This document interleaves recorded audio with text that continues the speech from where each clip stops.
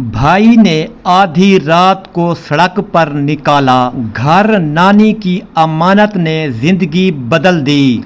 एक लड़की जिनकी शादी सिर्फ 1 साल में टूट गई। माँ बाप पहले ही इस दुनिया को छोड़ चुके थे। भाई के घर में नुकरानी बनकर रहना पड़ा। दिन रात काम किया, ताने सुने, खामोशी से सहती रही। एक दिन भाभी का सूट इस्त्री से जल गया। भाई ने गुस्से में बालों से पकड़कर आधी रात को सड़क पर निकाल दिया। रोती हुई नानी के बरसों से बंद कच्चे मकान में पहुंची और जब जमीन खोदी तो जो निकला वो देखकर आंखें फटी की फटी रह गईं। मेरा नाम ज़ारा है और मैं मुल्तान की एक छोटी सी गली में पली बढ़ी थी, जहां सुबह की अजान के साथ ही तंदूर से रोटियों की खुशबू आती थी और शाम को गली के बच्चे मिलकर खेलते थे। हमारा घर बहुत छोटा था, 2 कमरों का मकान था, मगर इसमें मोहब्बत इतनी भरी हुई थी कि कभी तंगी का एहसास नहीं हुआ। अब्बू एक छोटी सी करियाने की दुकान चलाते थे और अम्मा घर संभालती थी। कभी कभी महीने के आखिर में पैसे तंग हो जाते तो अम्मा चुपके से अपने जेवर रख देती, मगर हम बच्चों को कभी पता न चलने देती कि घर में तकलीफ है। मेरा भाई कमरान मुझसे सिर्फ 1 साल बड़ा था, इसलिए हम दोनों में बचपन से ही एक अजीब सी दोस्ती थी। साथ खेलते, साथ लड़ते और साथ सुलह कर लेते। स्कूल में अगर कोई मुझे तंग करता तो कमरान आगे आ जाता और कहता मेरी बहन को कोई कुछ नहीं कहेगा। मुझे आज भी याद है कि एक बार कमरान बहुत तेज़ बुखार में था और मैंने अपनी सबसे पसंदीदा गुड़िया उसके पास रख दी थी कि शायद उसका दिल बहल जाए। वो बचपन के दिन ज़िंदगी के सबसे खूबसूरत दिन थे, मगर फिर अम्मा की तबीयत ख़राब रहने लगी और डॉक्टर ने कहा कि उन्हें आराम की ज़रूरत है। अब्बू ने फैसला किया कि मुझे डेरा गाजी खान में रहने वाली नानी के पास भेज दें ताकि अम्मा का बोझ कम हो। नानी का घर कच्चा था, मिट्टी की दीवारें थीं और छत पर सर कंडे लगे हुए थे, मगर नानी का दिल पक्के सोने से भी ज़्यादा कीमती था। उन्होंने मुझे देखते ही सीने से लगा लिया और कहा मेरी परी आ गई। नानी के पास मेरे गुजरे वो साल मेरी पूरी ज़िंदगी के सबसे सुकून भरे साल थे। वो सुबह उठती थी तो पहले मेरे लिए दुआ करती थी, मुझे पढ़ाती थी, कहानियाँ सुनाती थी और रात को सोने से पहले मेरे बालों में हाथ फेरते हुए कहती थी ज़ारा बेटा याद रखना कि अल्लाह कभी अपने बंदे को अकेला नहीं छोड़ता।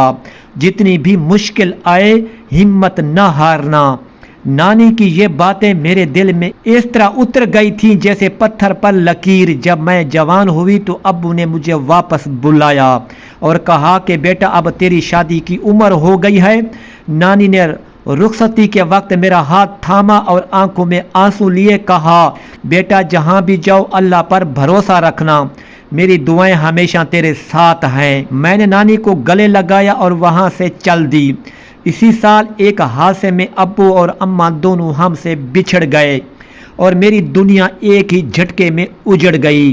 कमरान ने मुझे संभाला और कहा फिक्र ना करो ज़ारा मैं हूँ। कुछ अरसे बाद कमरान की शादी हुई और फिर मेरी बारी आई। एक रिश्ता आया, लड़का सरकारी मुलाजिम था।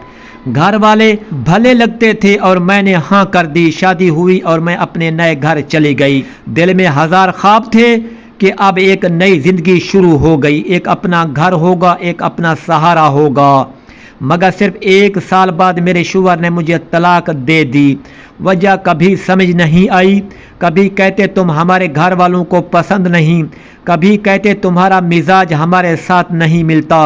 मैंने हर बार झुकने की कोशिश की, हर बार मुआफ़ी मांगी, मगर जब एक तरफ से दरवाज़ा बंद हो तो दूसरी तरफ से दस्तक देना बेफ़ायदा होता है। एक सुबह उन्होंने मेरे हाथ में मेरा सामान थमाया और दरवाज़ा बंद कर लिया। मैं इस दरवाजे के बाहर बहुत देर तक खड़ी रोती रही। दरवाजे के बाहर खड़ी मैं सोच रही थी कि अब कहाँ जाऊँ। माँ बाप तो इस दुनिया में नहीं थे और मेरे पास सिर्फ एक रास्ता था, कामरान का घर। मैंने आंसू पूंजे, सामान उठाया और एक रक्षा करके भाई के घर पहुंची। कमरान ने दरवाज़ा खोला تو میرا حال دیکھ کر اس کی آنکھیں بھر آئیں۔ اس نے مجھے اندر بلایا اور کہا زارا فکر نہ کر، یہ گھر تمہارا بھی ہے، تم یہاں رہو۔ اس لمحے مجھے لگا کہ کامران ابھی بھی وہی میرا بچپن والا بھائی ہے جو مجھے کندھا دینا تھا، مگر کامران کی بیوی شمیلہ کے چہرے پر پہلی ہی نظر میں ایک ناگواری تھی جو وہ چھپانے کی کوشش کر رہی تھی مگر چھپا نہیں پا رہی تھی۔ انہوں نے کچھ نہیں کہا مگر ان کی آنکھیں صاف بتا رہی تھی کہ میں ان کے لیے بوجھ ہوں۔ پہلے چند دن تو خاموشی سے گزرے اور میں نے سوچا کہ شاید سب ٹھیک ہو جائے گا، مگر جب کامران صبح دفتر چلا جاتا تو شمیلہ کا اصل چہرہ سامنے آ جاتا۔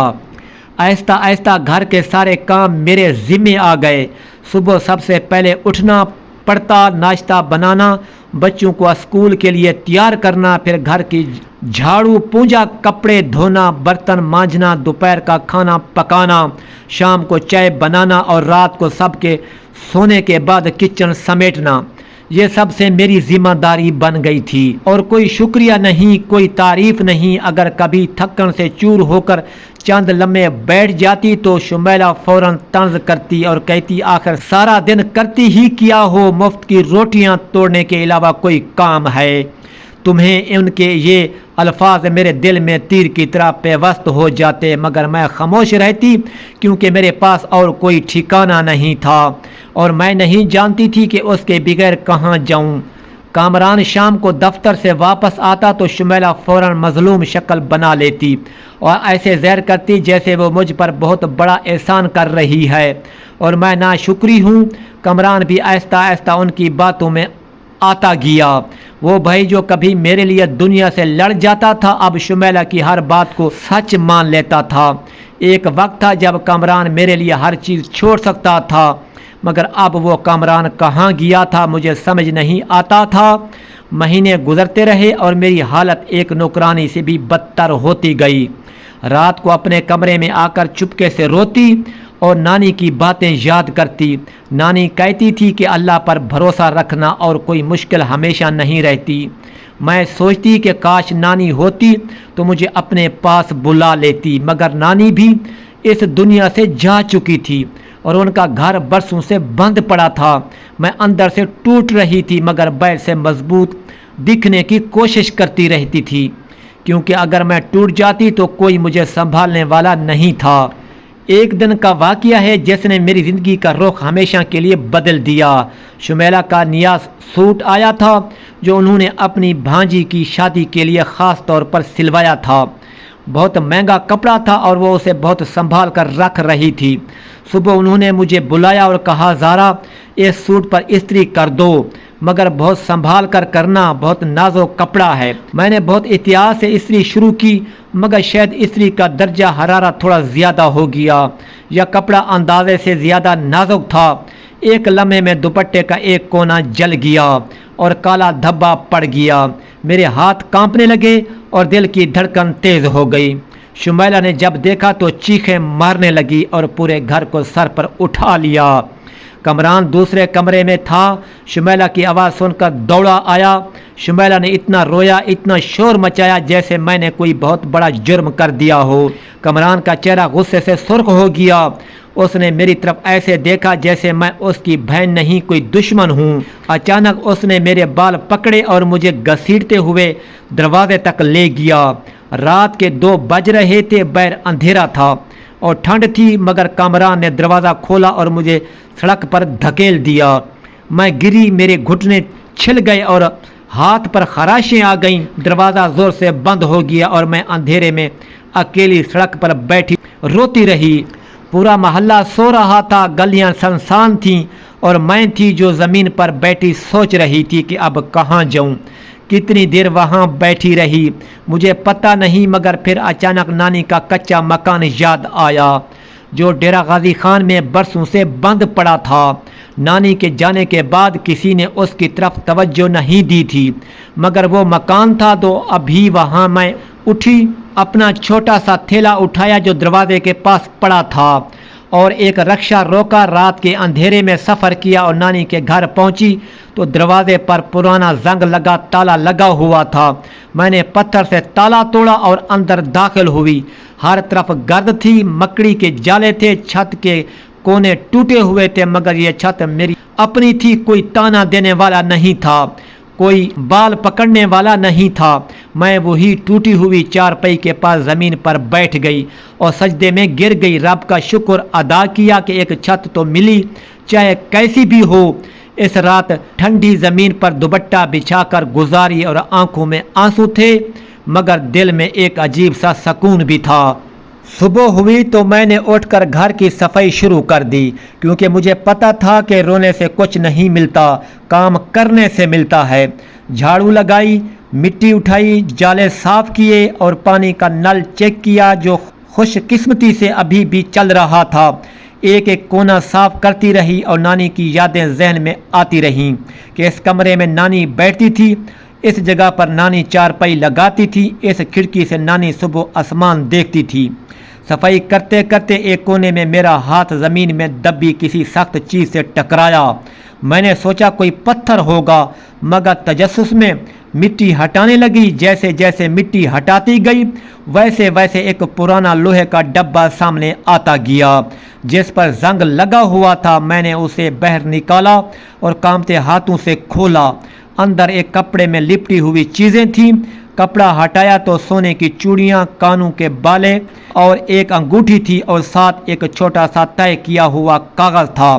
میں نے کاغذ کھولا اور پڑھا تو نانی کی لکھائی تھی۔ لکھا تھا، میری پیاری زارا کے لیے جب بھی زندگی میں مشکل آئے یہ زیور کام آئیں گے۔ تیری نانی کی دعا ہے کہ تو ہمیشہ خوش رہے اور کبھی کسی کے آگے ہاتھ نہ پھیلانا۔ میں وہ کاغذ پڑھ کر زمین پر بیٹھ گئی اور میری آنکھوں سے آنسوں کا سیلاب آ گیا۔ نانی مجھے اس وقت بھی یاد کر رہی تھی جب وہ یہ زیور زمین میں چھپا رہی تھی۔ انہیں شاید کچھ اندازہ تھا کہ میری زندگی آسان نہیں ہوگی اور انہوں نے اپنی محبت زمین میں دبا کر میرے لیے رکھ دی تھی۔ میں نے وہ زیور سینے سے لگائے اور بہت دیر تک روتی رہی۔ پھر محلے کی ایک بوڑھی خاتون سے پتہ چلا کہ نانی نے یہ مکان اور ساتھ کا چھوٹا سا پلاٹ میرے نام لکھ کر دیا تھا۔ میں نے وہ زیور بیچے اور گھر کی مرمت کروائی، پھر گھر میں بچیوں کو سلائی سکھانا شروع کی۔ آہستہ آہستہ کام بڑھتا گیا اور ایک وقت آیا جب میرا اپنا سلائی مرکز تھا، اپنی آمدن تھی اور اپنا سکون تھا۔ ایک دن کامران میرے دروازے پر آیا، چہرے پر شرمندگی تھی اور آنکھوں میں پانی تھا۔ اس نے کہا، زارا مجھے معاف کر دو۔ میں نے اسے اندر بلایا، چائے بنائی اور کہا، کامران تم میرے بھائی ہو، معافی تو ہے مگر اب مجھے کسی کے سہارے کی ضرورت نہیں۔ نانی نے کہا تھا کہ اللہ پر بھروسہ رکھنا اور میں نے رکھا۔